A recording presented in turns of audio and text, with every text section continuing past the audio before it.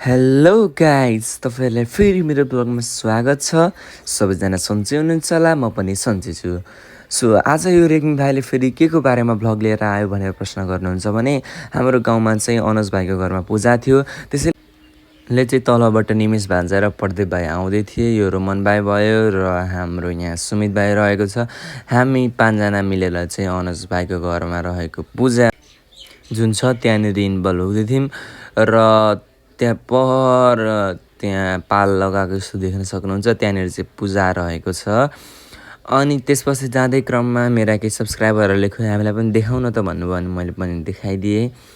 त्यसपछि म पुरा हिरोको इन्ट्रिममा त्यहाँ रहेको दुब्ली क्रस फायर मोडलमा चढेर पुरा बिट्टी दिँदै लागेँ म आफ्नो बाटोतिर। र जाँदै गर्दा मैले अनुज भाइलाई भने भेटेँ, पुरा कुर्ती लाएर हिँड्छौँ भएको रहेछ। र केटाहरूलाई जाम्न भन्छु, केटाहरू फेरि जानै मान्दैन क्या। मलाई लाग्छ न है मैले भेट्छ भन्छ केटाहरू फेरि। तर हेर्नु गाइज, तपाईँहरूको लागि भनेर म पुरा मोबाइल ठर्याउँदै पुरा पत्रकार टाइपको क्या पुरा कन्फिडेन्स बिल्ड गरेर म गएको पुरा हिरोको इन्ट्रीमा। त्यस देखेर म रोमन भाइ पुरा हाँस्दै थियो। अनि यहाँ हेर्न सक्नुहुन्छ पूजा चाहिँ एकदम ठुलै भएको रहेछ। अनि यहाँभित्र चाहिँ अनुज भाइको मम्मी माता कामिराख्नु भएको थियो। कामेको पनि मैले एउटा छोटो क्लिप लिएको छु जुन तपाईँहरूले यहाँ हेर्न सक्नुहुन्छ। अब यहाँ भन्नुहोस् त गाइस, तपाईँहरू के साँच्चै भगवान्लाई, साँच्चै धर्मलाई विश्वास गर्नुहुन्छ त? गर्नुहुन्छ हुँदैन? कमेन्ट बक्समा गएर मलाई कमेन्ट गर्न चाहिँ नबिर्सिनु होला। यहाँनिर अर्को माता पनि हुनुहुन्थ्यो, जम्मा 2जना माता हुनुहुन्थ्यो, मैले अघि भन्न छुट्याएँ होला सायद। अनि हेर्न सक्नुहुन्छ उहाँहरूको हिँडाइ नै छुट्टै बेग्लै छ। पुरा घिस्रिँदै त्यहाँसम्म जानुभएको थियो होइन। यतापट्टि साइडमा चाहिँ राइटपट्टि चाहिँ मन्दिर थियो र त्यो मन्दिरको भित्रदेखि यहाँ बाहिरको जुन तुलसाको मोठको अगाडि पूजाको पाठ त्यहाँसम्म हिँड्दै आउनुभएको थियो, जुन तपाईँले हेर्न सक्नुहुन्छ। अनि यहाँनिर जम्मा 2जना माता मैले अगाडि नै भनिसकेको थिएँ, मिलेर चाहिँ पूजापाठ गर्ने अभियान चलिरहेको थियो। यहाँनिर त्यस्तो पूजा हुँदा पनि केटाहरू अस्ति ल्याएको वाडाबाट ल्याएको बल अहिलेसम्म खेल्न छाडेको थिएन, जुन तपाईँले यहाँ हेर्न सक्नुहुन्छ।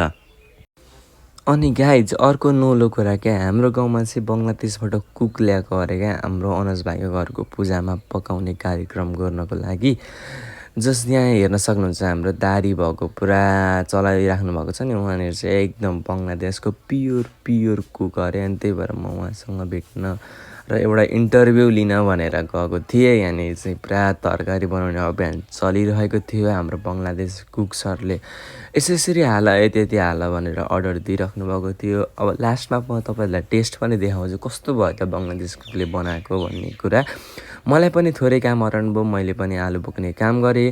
त्यसपछि मलाई पनि अल्छी लाग्यो, सब केटाहरू फिल्डमा छ, अब मैले 1-2 पास 1-2 बल टच हान्दिनँ न त भनेर गएँ र 1-2 बल मैले पनि सुट हानेँ। अनि त्यसपछि पूजामा पाती चढाउने बेला भइसकेको थियो र यो पाती चढाउने बेलाको यो एउटा क्लिप हो।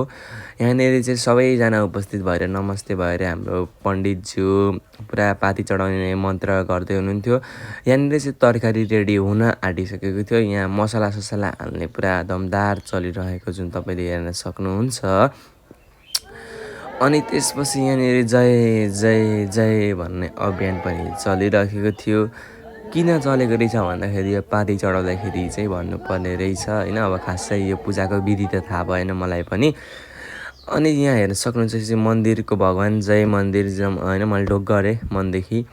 अनि हाम्रो यहाँ अनुज भाइ र सुमित भाइ चाहिँ भोकलै होला होइन, उहाँनिर हाम्रो निमेश भाइ पनि भोकलै होला। त्योहरू सब चिउडोमा हात लाउँदा यहाँनिर हेर्दै थियो क्या कहिले पाक्छ र कहिले खाम भनेर। हाम्रो यहाँ अर्को श्रीलङ्काको कुक दाई होइन।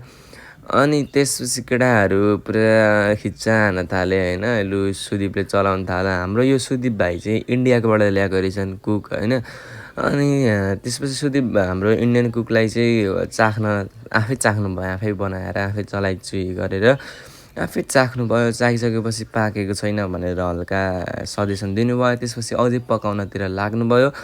अनि यहाँनिर अर्को एउटा कन्टेन्टको रूपमा भनेर हामी 2 भाइ चाहिँ एउटा डेन्जर फाइट परेको रहेछ होइन, Roman Reigns versus big so जस्तै।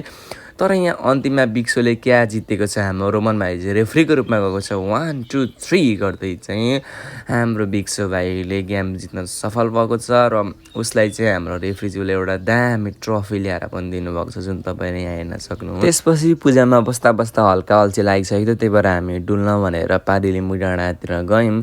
त्यहाँनिर चाहिँ केटाहरूले पानीपुरी खुवाउने भने, अनि त्यही भएर हामीले त अस्तिको मैले ब्लगमा भनेको थिएँ नि अड्डा हो, त्यहाँनिर बस्यौँ र पानीपुरी खाएर हामी फेरि पूजातिर फर्क्यौँ। पूजातिर फर्किने क्रममा यसो जुम गरी हेरेको, यसो यहाँले हेरेको त सबले खाँदै रहेछन्। वा वी आर टु लेट भनेर छिटो गरेर चाहिँ हामीले पनि खानालाई पुरा रेडी भयौँ र हामीलाई पनि अनिसा बुनु अनि उता एउटा खोइ कुन चाहिँ बुनुले चाहिँ हामीलाई पनि खाजा ल्याइदियो, प्रसाद ल्याइदियो भनौँ न, खाजा होइन है गाज, सरी। अनि त्यसपछि हामीले खायौँ, तर यहाँ राजभाइले चाहिँ पाएन भनेर पुरा रुँदै थियो होइन। अनि हाम्रो यहाँ यो रोटी देख्न सक्नुहुन्छ, यो रोटी चाहिँ मैले सबै केटाहरूको रहेको रोटी हो होइन। अनि यो रोटी किन फाल्ने र भन्ने कुरा आयो, अनि मैले त्यसैले यो रोटी चाहिँ जहाँ रिकेश भाइ घर लगिदियो मेरो भनेर उसलाई मैले पठाएँ र उसले मेरो लगिदियो पनि।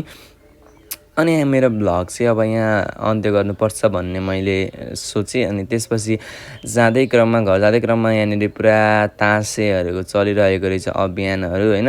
अनि घर जाँदै क्रममा यहाँनिर के भयो भनेर यसो यहाँनिर हेरेको सफारी गाइज पल्टेको रहेछ, मैले त्यो चाहिँ क्लिप लिन पाइनँ। सो एनिवे गाइज, मेरो भ्लग चाहिँ यहीँसम्म रहेको छ। यहाँसम्म हेरिदिनु भएकोमा धन्यवाद। लाइक सब्सक्राइब गर्न नभुल्नु होला। Have a good day, thank you.